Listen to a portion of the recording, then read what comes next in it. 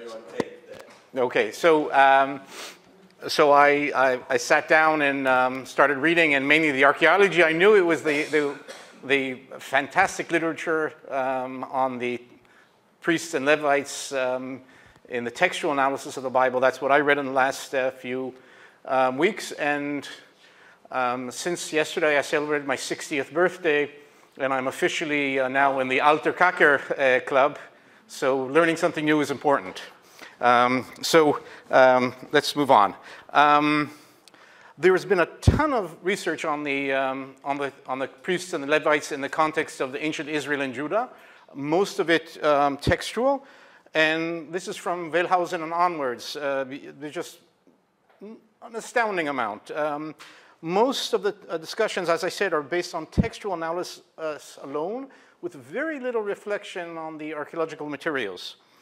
And there's a lot of debate about this, and just like in all aspects of biblical research, everybody is sure that they know the answer, and there's 17 different answers out there without any clear solution.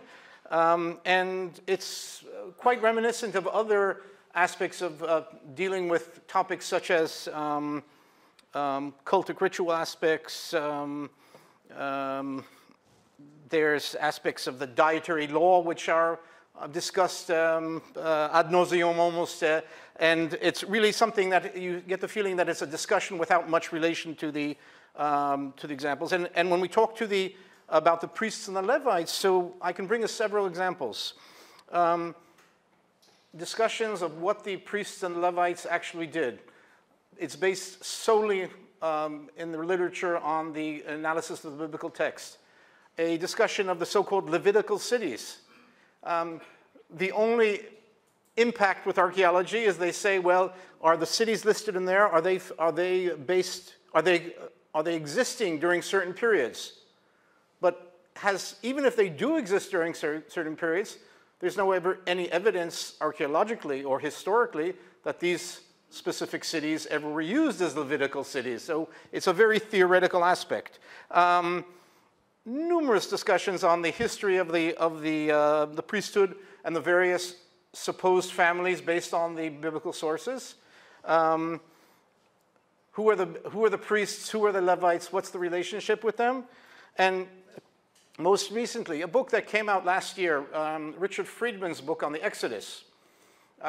He tries to talk about the distinct historicity of the Exodus, and he bases it on the fact that several of the Levites' names are Egyptian names, such as Pinchas and Hophni, etc. And he claims that this shows that the Levites were the original group of Israelites who left Egypt, and they brought with them this tradition. But again, there's no archaeological evidence to corroborate this. So I really have a feeling that we have to go back and ask, first of all, what's the relevance of the textual analysis for the Iron Age finds? And I would say that perhaps more than anything else, this reflects, one, the comprehension of the priests and Levites by composers, editors, and redactors of the biblical text, which can be, to a large part, after the Iron Age. And then the question is, how much of this is a reflection of the actual reality or their understanding of what should have been? And of course, and no less important, the modern reception of the text by the scholars, both modern and ancient and medieval. And again, how they perceived things should be based on their understanding of the text.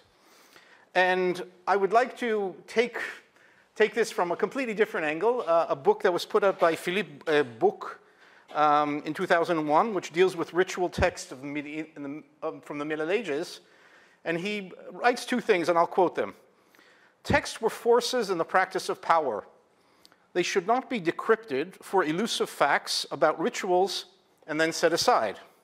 And he goes on, ultimately, there can be no anthropological readings of rituals depicted in medieval text. There can only be anthropological readings of, one, medieval textual practices, or perhaps two, medieval practices that the historian has reconstructed using text with full and constant sensitivity to their status as texts. The latter is nonetheless much more difficult, especially for data-poor eras, and that's for sure for the Iron Age, less reliable, and allows only a circumscribed realm of appropriate questions and possible results. So, unless we have very strong evidence, I would say, Houston, we have a problem. But the question is, I think some people did. It's a famous saying that the astronauts on Apollo 13 said when they thought they weren't coming home. But the question is, how much a problem is this? And one can ask, are the biblical texts, and you'll excuse for taking it rather far off, are they for understanding Iron Age ritual as they're helpful as the Lord of the Rings is helpful for understanding medieval studies? Or can we find a little more meat on the bones? And for that, I suggest we look at let's be positive, look at the half-full cup, and say like this, that first of all, based on the large corpus of ancient Near Eastern text, it's quite obvious that there were priests also in Israel. Even if we don't know what they did, how they did it, etc., there's no question that they were there. There is some archaeological data, and I'll show some of this soon, that enables a limited view of this issue. And I would like to bring the various, there will be inscriptions mentioning names associated with the priests, localized cultic practices in the Iron Age, perhaps connected to local cultic personnel, vessels with inscriptions or signs, probably or possibly relating to tithes and other offerings known from the biblical text, possible reflections of biblical cultic practice that may be associated with priests and Levites from the archaeological remains in cultic context, various other objects which I'll mention, and finally, this very, very controversial aspect of the DNA of the Levites and the priests. So let's start with the inscriptions mentioning names. So perhaps the best known is from the Arad Ostraka, from the fortress of Arad, where there's a temple. We have mention of Pashhur and Merimot, which are names associated with the priests, with the Kohanim in the biblical text. And for example, there's a bula from the city of David, which was found in an archaeological excavation, which mentions Gedaliah, son of Pashhur, again, according to the Jeremiah, an official in Zedekiah's court. But again, it's not mentioned that he's a Kohen, but perhaps the name Pashhur is connected to that. Then we have several bula. One second, something. Go back. Several bula that mention people associated with Chilkiyahu, and some come from excavations, some come from the antiquities market, and Chilkiyahu is a priest who's known in various biblical sources. So again, this might be a priestly name, and in fact, the one on the bottom, actually, Hanan, son of Chilkiyahu, the priest, is clear as possible. Then another very interesting thing, which I've written on, along with Itzik Shai in this article noted below, we spoke about the fact that in Iron Age Judah, we have to speak of a much less centralized kingdom than it's very often portrayed, and there's a lot of local elites, or call them muhtars, who are leading the various regions, all leading up towards the city, the king in Jerusalem. And we spoke also about the aspect that there are also localized cultic manifestations, which again, if we try to turn this into something related to the priests, so perhaps in these local cultic locations, you would have a local priest. And again, some of the biblical texts hint to that as well. And one of the examples of this, which leads us to the other issue, is Iron Age vessels, which have been suggested, and I wrote about this in an article in JAWS in 2010, which might indicate aspects which are relating to things that are given into the temple. And for example, a very common iron 2B Judite cooking pot, which on the handles has a cross mark, which, if it's correct, it's a taf, and perhaps related to truma, the biblical heave offering. And this is based on also appearance in later periods as well of this abbreviation. The same thing goes in several vessels that were found at Arad and other sites in which you have an abbreviation of either it's written kadosh or kaf kufshin or kuf kaf, which has been suggested consecrated or consecrated to the priest. Here's an example from Arad. We have an example of another abbreviation, which is a kuf resh, which again has been suggested to be an abbreviation of korban, sacrifice, found at Kuntilat Ajrud, where there's clearly cultic activity, and at the city of David as well. And then there's this vessel, which unfortunately comes from the antiquities market, so we can't be 100% sure that the inscription is real, in which it says, Le Matanyau yain nesech revi'it, to Matanyau libation wine, a quarter, again, most probably related to ritual activity, again, perhaps a priest. And of course, how could you not mention the ivory pomegranate with the inscription Kodesh Kohanim Lebeit, consecrated to the priest, to the house of Yahweh. It's reconstructed, and unfortunately, most agree that it's a fake. For many, many years, this was bought from this was donated to the Israel Museum for, I think it was bought for $600,000 and donated to the Israel Museum. And for years before it was declared a fake, I would tell my students that they gave me $600,000. I'd bring back 2 pomegranates with inscriptions, they wouldn't be broken. But they never took me up on that. And if you go on, another very interesting aspect, again, we can't say this for priests for sure, but there are various activities, cultic activities at sites such as Ebal from the Iron 1 Tel Dan and Mosa from the Iron 2, which clearly indicate cultic activities, and particularly if you go to Dan, there's no question that there's cultic personnel, but beyond that, we just know that the cultic personnel were there, they had objects, we don't know very much beyond this. And there's another interesting aspect is that there are indications of faunal remains with specific usage of body parts.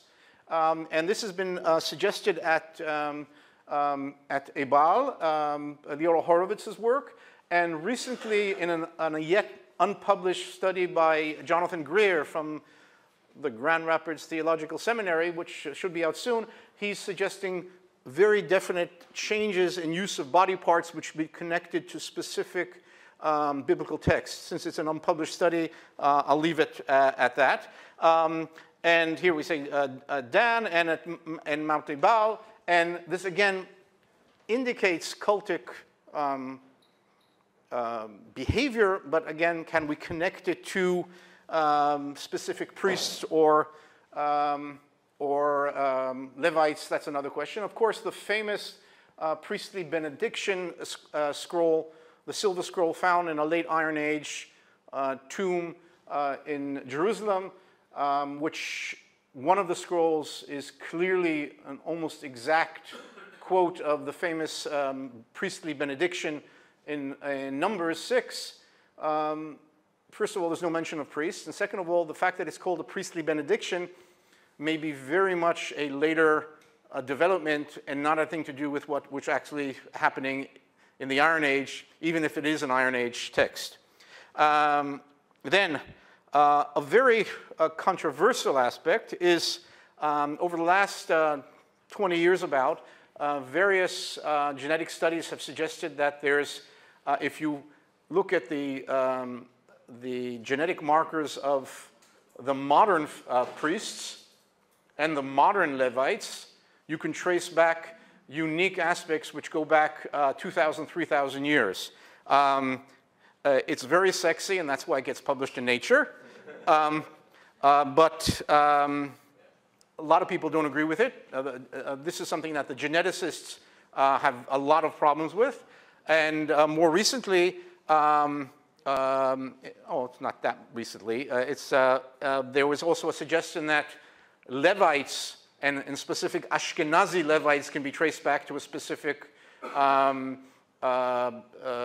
group, I think 2,000 years ago, based on genetic traits. And again, there's been a lot of arguments, and I would say that from what I've spoken to people, the consensus is at most, let's be very, very careful with this. So even here, we can't really speak of something that goes back into the Iron Age or something of the sort. So what do we have? There is, I would say, quite clear evidence, both textual and archaeological, that there were priests in the Iron Age in Israel and Judah, and I don't think that's such a big thing. There are some parallels between the archaeological record and the biblical narratives regarding priests. Most of the biblical depictions on priests and priesthood did not have any reflection at all in the archaeological record. And I would say it's a question of that, is that something that's because there's no connection, or is that because the remains that would be indicative of this are intangible as far as an archaeological perspective goes? And add to that as opposed to the excavations in Mesopotamia, for example, Professor Charpent described as you excavate for a day, you find 7 tablets, and you excavate the next day, another 20 tablets and everything. If we find 1 tablet in 45 years, we're very happy. So the amount of textual corroboration that comes from the period, as opposed to a biblical text, which may be decades, centuries later, and of ideological nature, and not necessarily depicting realia, so we're in a much less secure situation. So I think, unfortunately, that's really all that we can say, and thank you very much.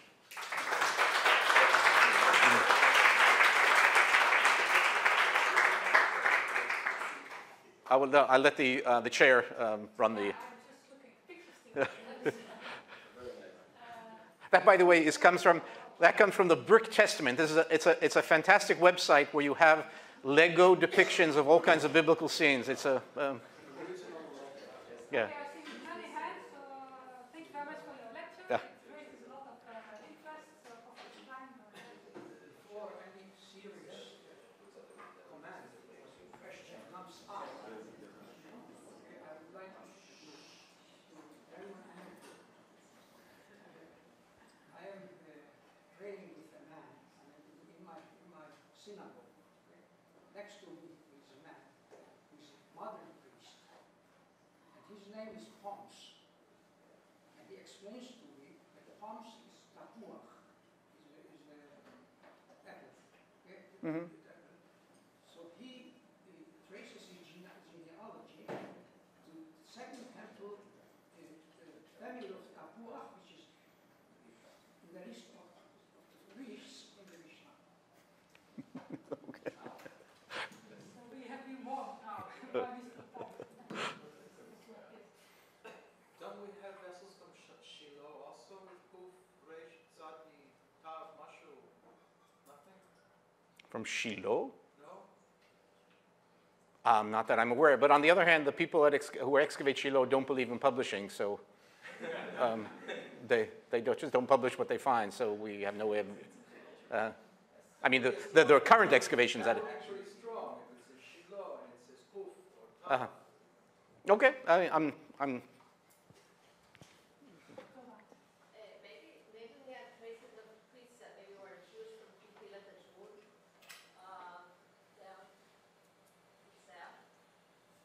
I mean, we don't know. The names of the people of Kuntilat Adrud might have been priests, but it doesn't say that they're priests.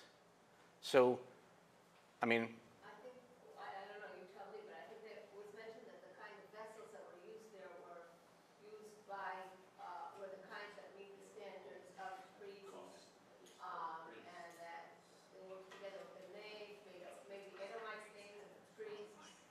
Well, again, it could be that these are priests, and it could be other objects that have names on are related to priests. But if it doesn't say, Ploni, the son of Almoni, the priest, or the name of either Ploni or Almoni is very similar to names that we know of priests from the biblical text, then it's simply a guessing game.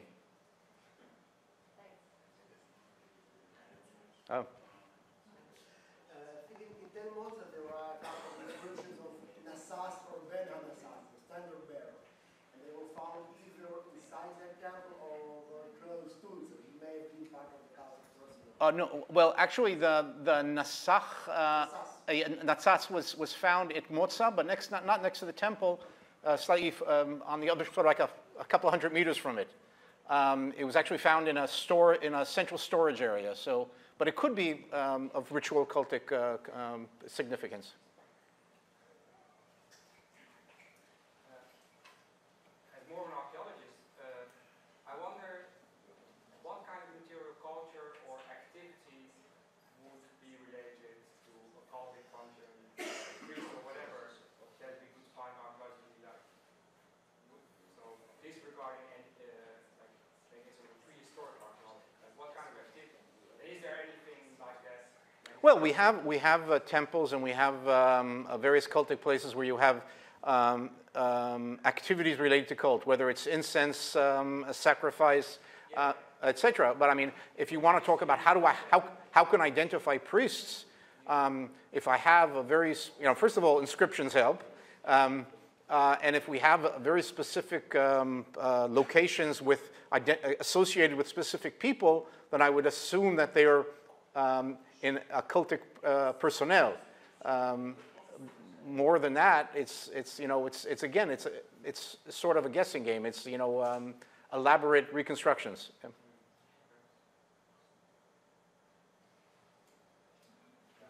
Just a short question to put your evidence in context. The inscriptions on the dedications for sacrifice or kadash and so on. Are these the only kinds of tiths and dedications, or are there other, secular tiths or dedications of vessels? So what other types of inscriptions do we find on these vessels, or are these the only?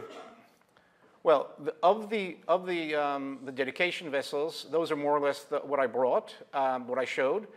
There are other inscriptions which tell us what type of wine or how much there is or where something is from, but it's again not something that can be definitively put into the cultic realm. Even here again, the interpretation of these X's as related to truma is a nice interpretation, but there's no proof to it. Yeah.